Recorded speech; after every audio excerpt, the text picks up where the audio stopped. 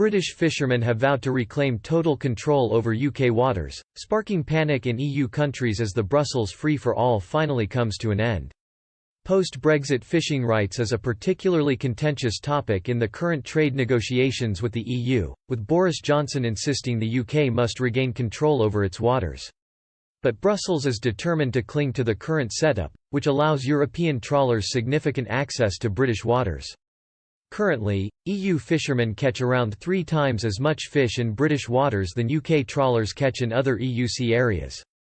As a result, British fishermen, the vast majority of which heavily backed Brexit, are keen to regain control of UK waters and stop EU trawlers having priority. This position is outlined by Mike Park, a Scottish fisherman of over 30 years who is now managing director of the White Fish Association, which represents the interest of 260 fishermen. He is convinced the UK will be able to catch up with the success of Norway and Iceland.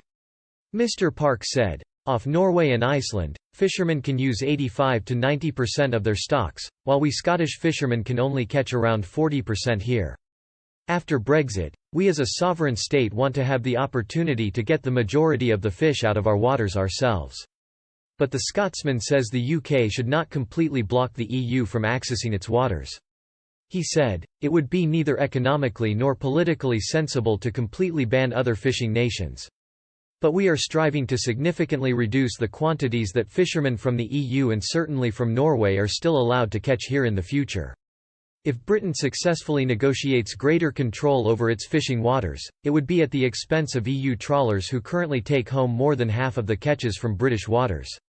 German fishermen could have a lot to lose if British negotiators are successful in its bid to return sovereignty to the UK, according to German radio station Deutschlandfunk. Fisheries biologist Gerd Kraus, who heads the Thunen Institute for Sea Fisheries in Bremerhaven, agreed and said Germany has a lot to lose.